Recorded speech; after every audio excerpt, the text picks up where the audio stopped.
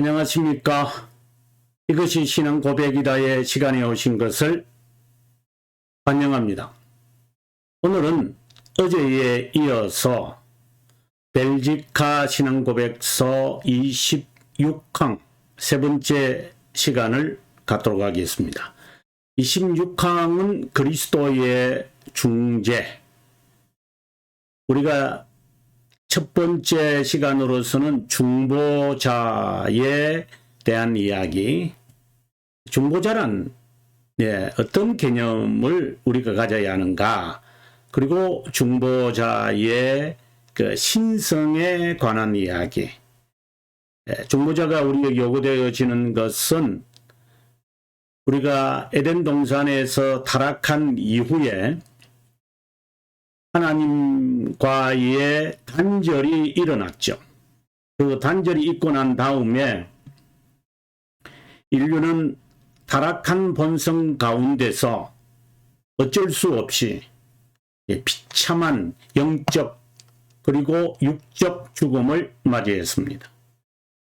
이것을 하나님의 선택된 자들은 늘 안타까워하면서 힘들어했는데, 그들은 구약 성경에서부터 우리들에게 암시하고 있었던 것은 자신들은 언약의 백성이고, 그리고 아직 보지도 못했던 머사야에 관해서, 다시 말해서 그리스도에 관해서, 그들은 중보자를 바라보면서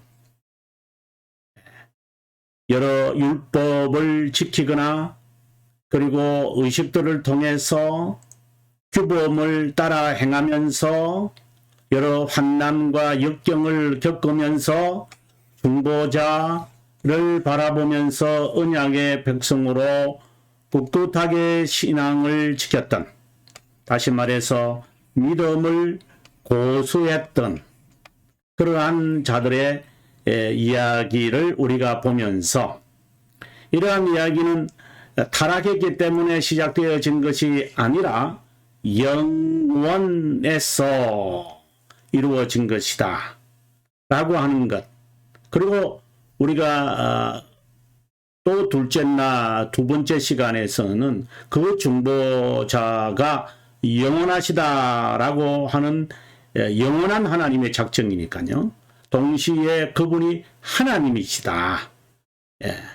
그런 의미로서 오직이라고 하는 그러한 표현들을 여기에 봐도 오직, only mediator and advocate 이라고 하는 이러한 설명을 하면서 그분 외엔 어떤 분을 통해서라도 하나님 앞에 접근할 수 없다.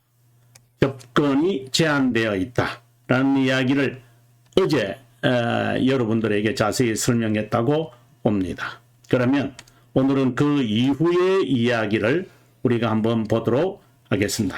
자, 그런 의미로서 그냥 나왔으니까 우리가 괄호 1, 2를 읽고 들어가도록 하겠습니다. 우리가 믿는 것은 that와 that로 연결되어 있다는 거 유의하시고요. 우리가 하나님께 절대 접근할 수 없지만 유일한 중보자와 보혜사며 인간 대신 의로운 예수님만으로만, 그리스도로만 가능하다는 것입니다. 그분은 한 위격의 신성과 인성이 연합된 분입니다.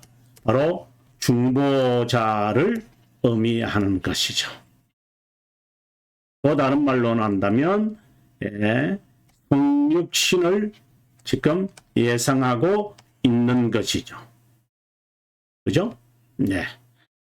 또 그렇지 않다면, 그 다음입니다. 그렇지 않으면 우리에게 접근 제한되었을 신적 위험, 유일한 중보자와 보혜사로만 우리가 인간이 이렇게 바가 되었던 접근 제한이 되어서 이제 우리가 액세스하게 되어졌다는 것이다. 그 다음에 괄호 2번으로 가겠습니다. 이 중보자는, 그럼 앞에서 이야기했던 그 설명들에서 중보자라는 말이 나오지는, 여기에 놓았던 여기 중보자, 여기 중보자, 이 중보자는, 아버지께서 자신과 우리 사이에 임명한 분으로, 중보자는 임명한 분으로, 임명이라는 이 표현이 또 좀 조심해야 되겠지만, 아무튼, 순종과 관련된 표현들이에요. 임명된 분. 그래서 우리가 순종이라는 것이 다 암실되어 있어요. 그리고 아버지의 뜻대로, 그래서 예수님께서 겟세마네 동산에서 기도하실 때 이 잔을 나에게서 멀리 해달라고, 하지만 아버지의 뜻대로 하게 해달라고 할 때 이 순종을 의미하는데요. 근데 이제 이 순종의 전가가 바로 의의 전가다. 이런 이제 개념으로 받아들이면 되고요. 또 하나는 이 순종, 그리스도가 순종한 것처럼, 아버지에게 순종한 것처럼 우리도 하나님의 말씀에 순종해야 한다라고 하는데, 이것을 맹종, blind obedience, 이런 식으로 로만 가톨릭이나 그리고 사교나 그리고 이단자들이 악용하고 있잖아요. 여러분, 그렇지 않습니다. 우리가 시편 119편은 아다시피 히브리어 22자, 알파벳이 22자인데요. 그것을 8번씩 해가지고 176절이잖아요. 그래서 알파벳 순으로 되거든요. 이제 먼저 시작할 때 알렙, 겟멜, 이제 이렇게 이제 물론 이쪽으로 가는 게 이쪽으로 가야 되는데요. 이렇게 해서 이제 22자의 첫 글자들이 알파벳 순으로 가요. 첫 딱 나오는 글자가. 거기에서 강조하는 것들이 무엇인지 여러분 아마 잘 아실 거예요. 정말 여러분들 이거 우리가 유의해야 됩니다. 맹종이라는 이 단어를 정말 우리가 조심해서 사용해야 됩니다. 여기서 순종이라고 하는 것은 맹종이 아니라 하나님의 율법, 그리고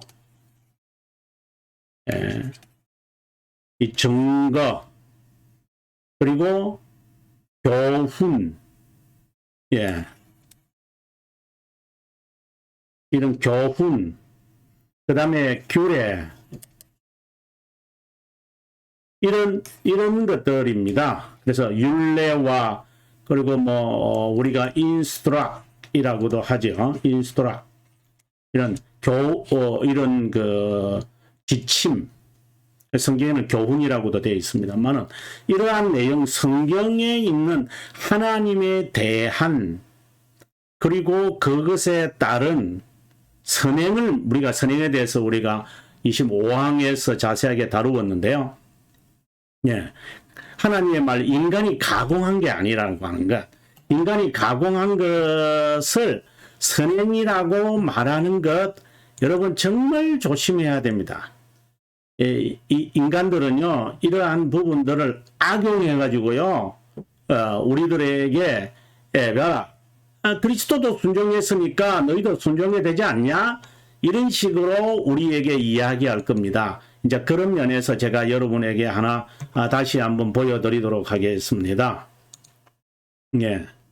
여러분, 이거 어디신지 알겠죠? 이거는 그 신앙고백서, 웨스트민스터 신앙고백서 16장은 이제 good works라고 해요. 여기 이제 순종과 관련되기 때문에 선행에 대한 정의를 다시 한번 제가 상기시키려고 이 본문을 제가 택했습니다. 선행은 뭐라고 되어 있는가요? 하나님께서 자신의 거룩한 말씀에 명한 그것과 같은 것이다. 것만을 말하지 말씀에 보정 없이 맹목적으로 맹목적인, 여기 보면 맹목적인 blind zeal 있잖아요. blind zeal. 그냥 맹목적 순종과 같은 것처럼 그렇게 보이는 열정에서 나오거나 선한 의도인 것처럼, 이게 보시면은 any pretense of good intention, 좀 선행인 것처럼 그러한 하나님께서 하신 것이다, 이러한 것을 선행이라고 보면 안 됩니다. 제가 지금 자꾸 움직이는 건 우리 고양이가 지금 이런 화면은 안 나오는데, 고양이가 지금 옆에 와가지고 제가 하는 걸 자꾸 방해해서 제가 좀 손짓을 왔다 갔다 했는데 여러분이 이해해 주시기를 바랍니다. 그 다음에 하이델베르크 91문을 또 한번 보도록 하겠습니다. 여기 봐서도 우리가 좀 조심해서 이런 부분에 맹종이라고 하는 말이 나오니까 여러분, 제가 정말 이게 신자들의 그 자유를 억제하는 경우도 있거든요. 91문인데 우리가 한번 보겠습니다. 선행은 무엇인가 이렇게 정의를 내려요. 그죠? What are the good works? 이렇게 교리도는 명쾌하게 성경에 근거된 것을 그대로 우리들에게 밝히는데 잘 보시면 아마 도움이 될 겁니다. 맹종을 가릴 수 있으면 좋겠다는 겁니다. 참된 믿음에서 나오는 것만 하나님의 율법과 그분의 영광에 따라 수행된다. 아주 중요한 이야기입니다. 하지만 상상이나 인간의 제도에 기초한 것과 같은 그것은 아니다 라고 선언하고 있습니다. 그러고 난 다음에 이제 십계명 해설로 하나님의 율법은 무엇입니까? 하고 이렇게 전개되어지는데요. 여러분, 제가 다시 한번 정말 말씀드리고 싶은 것입니다. 우리가 정말 맹종이라는 것, 사람들이 우리의 이 열심을 이용을 해서 하나님을 향한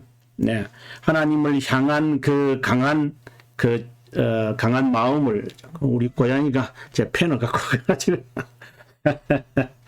이거 화면이 안 나와서 제가 혼자 무슨 쇼를 하는 것 같은데, 방금 이양 하는 소리가 들려가지고, 이 맹종의 여러분, 그리고 이것과 관련되어지는 게 자유거든요. 그래서 좀 판서를 하고 한번 제가 돌아오겠습니다. 이제 우리가 이 맹종도 해도 안 되지만 자유라는 이 이름을 가지고 자유 방종도 해서도 안 됩니다. 맹종과 방종은 극과 극으로 이렇게 자리를 잡고 갖고 있거든요. 이 신앙에서는 자유가 있어요.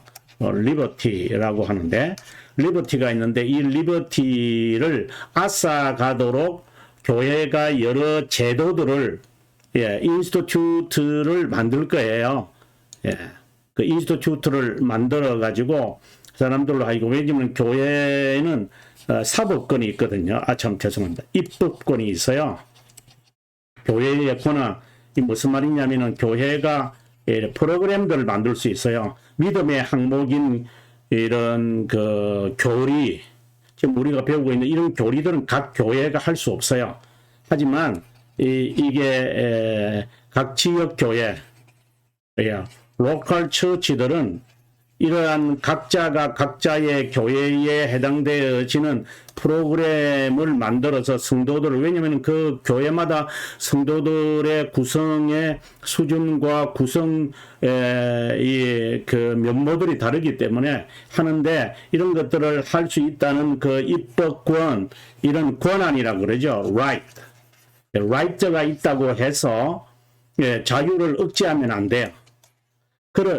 그래서 맹종해서도 안 되지만 그 자유를 미명으로 해가지고 나는 인간이 다 만든 것들인데 이거 다 필요 없어. 나는 내 나름대로 신앙생활 할 거야 라고 하면서 방종해서도 안 돼요. 그럼 이 모든 것을 위해서 우리가 행해야 할 것이 뭐냐? 하나님의 말씀인 거예요. 근데 이 하나님의 말씀도 마음대로 해석을 하잖아요. 그래서 하나님의 말씀을 마음대로 해석하지 않기 위해서 우리가 지금 배우고 있는 이 교리를 배우는 거예요. 온 교회가 이 교리를 그들이 작성을 해서 수백 년 동안 500년 동안 우리들에게 지금 전해준 거기 때문에 이것은 괜찮죠. 우리가 동의보감을 통해 가지고 그 민간요법 좋다고 이야기를 하는 것보다도 훨씬 더 중요한 생명의 진리인데, 그래서 우리가 이 부분에 대해서 좀 확실하게 갑자기 나오니까 제가 또 이야기하게 되어지는데요. 네, 그리스도의 순종 이야기하다 보니까 이 이야기가 나와서 제가 좀 그랬던 것 같습니다. 자, 그 다음에 계속해서 2번을 읽어보겠습니다. 이 중보자는 임명이라는 단어가 나와가지고 이게 순종과 관련되어진다. 자신의 위엄을 가지고 절대로 우리를 윽박지르지 않기 때문에, 아까 우리가 말할 때에 뭐라고 되어 있냐면 여기에 하나님의 그 신적 위엄에 우리가 절대로 접근할 수 없다 그랬잖아요. 그런데 자신의 그리스도, 여기 그리스도는 아버지께서 자신과 우리 사이에 임명한 분이지만 자신의 위엄, 신적 위엄, 이것은 이제 그분의 겸손하심을 지금 이제 예상하고 있는 거죠. 그러니까 성육신, 인성을 가지신, 이제 이것은 이제 예상하고 있는 이야기지죠.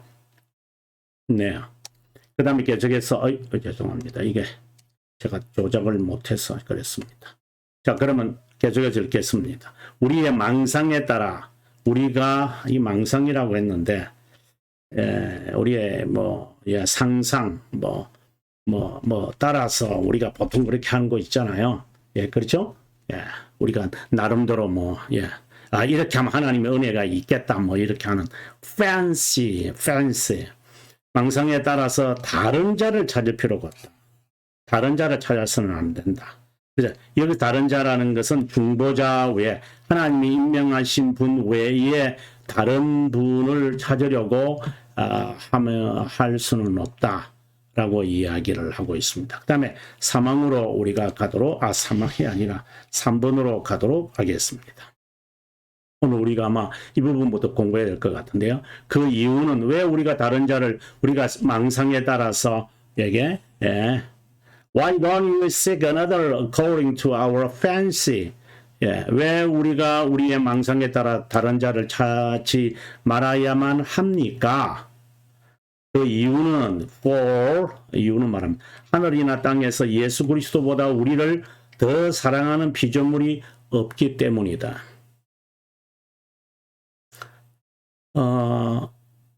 이 세상에서 우리보다 더 사실상 우리가 우리의 자신에 대해서 얼마나 사랑하는지 저는 모르겠습니다. 우리를 더 사랑하는 피조물이 있을 수 없기 때문이다. 없다는 거죠. 또 그분은 하나님의 형태, 이게 이제 본체인데요. 아주 중요한 말이라고 제가 지난 시간에, 첫째 시간에 말했습니다. 하나님의 형태, 종의 형태, 인간의 형태, 자신의 형제, 이런 것. 그래서 정리를 해본다면 하나님이시죠. 여기는 이제 본체입니다. form. 하나님의 본체였으나 빌립보서 2장 6, 7절의 말씀을 우리가 인용을 하면서 스스로 높이지 않으시고, 왜냐하면 여기에 그분이 스스로 위엄을 가지시지만 윽박지르지 않기 위한 하나의 모습을 여기서 잘 나타나죠. 이 인간의 형태를 가졌다. 절대로 윽박지르지 않고, 종이 무슨 윽박지르겠어요?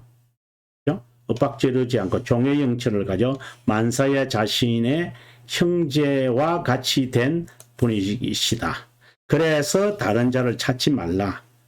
하나님이신 분이 인간이 되셨는데 그보다 더 큰 사랑이 어디 있겠느냐? 이렇게 이제 우리들에게 이제 첫 번째로 이유를 이제 말하고 있습니다. 그 다음에 이제, 그 다음에 이제 사항으로 우리가 가서, 이 사망을 방금 읽었으니까 사항을 우리가 한번 보도록 하겠습니다. 오늘 아마 사항까지 아마 가지 않겠나 하는 생각을 합니다. 만일 우리를 향한, 이렇게 또 이거 화면이 예, 만일 우리를 향한 큰 애정을 가진 다른 중보자를 찾아야 한다면 과연 그분보다 우리를 더 사랑했고 앞에 있는 말씀과 유사한 내용이죠. 심지어 우리가 그분의 적이었을 때라도 우리를 위해 자신의 생명을 포기한 이거는 하나님의 그 사랑과 관련된 이야기죠. 그죠? 여기에 더 사랑하는 피조물이 있느냐? 우리보다 더 사랑했고 적이었을 때라도 우리를 위하여 자신의 생명을 포기한 분을 발견할 수 있겠느냐? 자, 이런 이제 이야기를 마치 3, 4, 3 여기에 3번에 있는 내용이 4번으로 이제 그대로 다시 한번 반복되어지는 내용이라고 여겨집니다. 계속해서 만일 권능과 위엄을 가진 자 앞에서 이제 신적 위엄이라는 이야기를 했는데요. 그런 자를 찾는다면 만약에 찾을 수 있다면 앞에서 기억나시겠습니까? 찾을 수 없다라고 되어 있잖아요. 찾지 마라. 그런 위험에 접근할 수 있는 그분의 위험으로 우리가 우리가 그분에게 그런 위험을 가지신 분이기 때문에 감히 우리가 윽박지르지 아니하는 분인데 우리가 접근이 불가능하지 않느냐. 이제 그런데 그분은 그분의 권위를 그죠? 그분은 권위를 스스로 권위를 가지고 그렇게 하시지 않는 스스로 높이지 않으시고 종의 형체를 취하신 또 다른 말로는 우리를 더 사랑하는 분 어디서 찾을 수 있겠느냐 이제 이런 이제 이야기를 하고 있는 것입니다. 4번에 계속해서 이제 한번 보도록 하겠습니다. 만일 권능과 위엄을 가진 자를 찾는다면 자신의 아버지 오른편에 앉으신 하늘과 지상의 모든 권능을 가진 그분과 같은 위대한 분을 찾을 수 있을까?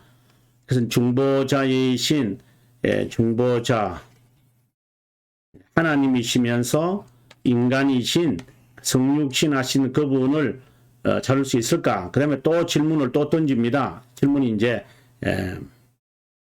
세 가지가 나왔는데 그 다음 하늘과 모든 권능을 가진 그분과 같은 위대한 분을 가질 수 있을까요? 또 한번 또 어느 누가 사랑하는 하나님 아들보다도 더 빨리 들을 수 있을까요? 그 많은 우리의 기도, 우리의 변호자, 우리의 사정을 그렇게 잘 말해줄 수 있는 분이 또 있다고 생각이 드십니까? 없습니다. 이제 이런 이제 이야기를 우리에게 하고 있습니다. 지금 3번은 자연스럽게 이제 이야기가 이제 되어지는 것 같은데요. 자, 볼까요? 자, 지금 여기서 우리보다 더 사랑하는 것, 더 사랑이라는 것은 더 사랑. 이게 이제 같은 구조를 제가 이제 설명을 이제 하게 됩니다. 더 사랑하는 피조물이 있을 수 있을까? 그분보다 우리를 더 사랑한 분이 있을 수 있을까? 이제 이런 이제 이야기를 하고 있습니다. 그 다음에 더 사랑했다는 그 표현을 이제 4번에서는 자세하게 이제 표현하고 있죠. 이제 여기에 질문 3가지가 나온다는 거죠. 그죠? 여기 질문, 그 다음에 여기 질문, 그 다음에 여기 질문. 이 3가지로 이제 해서 우리를 사랑했다. 사랑한 것이 과연 있겠느냐. 자, 이 이야기를 이제 구조를 했고요. 그 다음에 이것을 밝히기 위해서, 우리가 중보자의 성육신에 대한 이야기를 여기서 잘 말하고 있는데, 그분은 하나님이셨다. 이 부분 오늘 좀 설명하도록 할게요. 그 다음에, 종의 형체를 가졌다. 인간의 형체를 가졌다. 그리고 하나님의 형제이다. 우리의 형제다. 이렇게 말하고 있습니다. 자, 제가 판서를 하고 제가 이야기를 한번 해보겠습니다.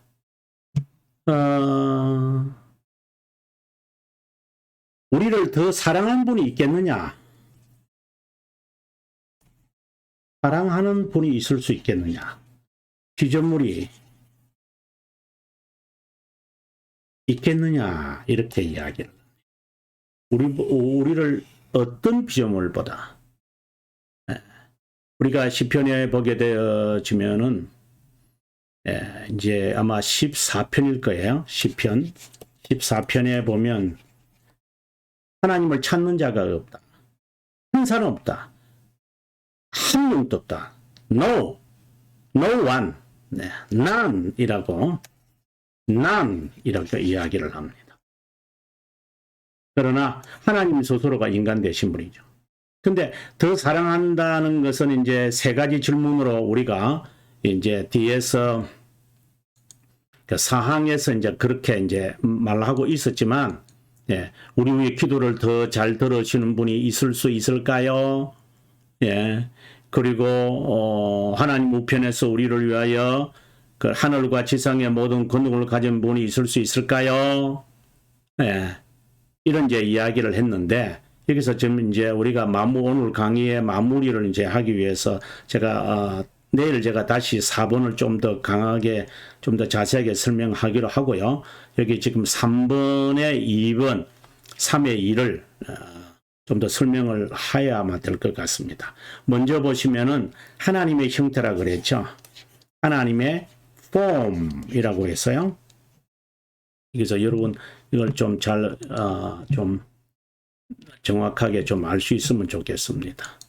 정말 중요한 내용을 지금 나왔기 때문에, 예, 그 3번의 이 내용은 우리에게는 정말 중요한 내용이라고 저는 봅니다. 그 다음에 뭐가 나왔죠? 예, 인간의 형태가 있습니다. 인간의 form. 네. 그 다음에 또 무엇이 있었습니까? 기억나십니까? 종의 form. 종의 form. 그 다음에 우리의 형제. 그러니까 형제. 예. 형제. 예, 형제들아. 우리의 그분의 우리가 하려 그러면 그분의 형제가 되겠다 이 말이죠. 예. 여기서 말하는 이 form을 제가 뭐라고 제가 다 썼냐면, 보시면은 본체라고 했어요. 우리가 히브리서 1장 3절을 여러분 좀 잘 참고하셔야 되는데요. 여기 보시면은 예수 그리스도에 대해서 하나님의 광채라 그랬어요. 광채. 이것은 뭐 splendor, 영어로 그 splendor 또는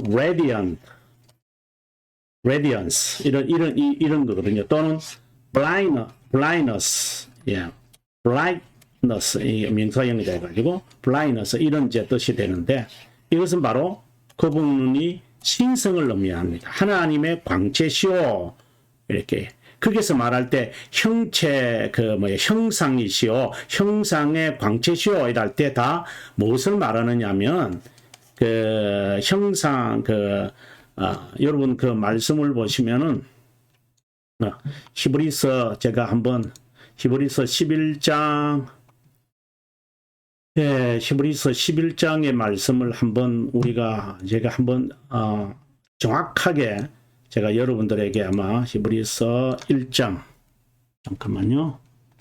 네. 제가 한번 정확하게 제가 표현해 가지고 여러분들에게 좀 보여드리겠습니다. 그럼 1장 3절이 이렇게 되어 있어요. 하나님의 영광의 광채시요 본체의 형상이다 이렇게 되어 있습니다. 자, 형상의 본체다 이렇게 되어 있습니다. 정확하게 제가 지금 방금 제가 봤습니다. 화면은 안 봤지만 제가 좀 몰래 봤죠. 정확하게 제가 한번 써보겠습니다. 하나님의 영광의 광채요. 그 다음에 본체의 형상이라 이렇게 말합니다. 이건 그리스도의 신성을 말하거든요.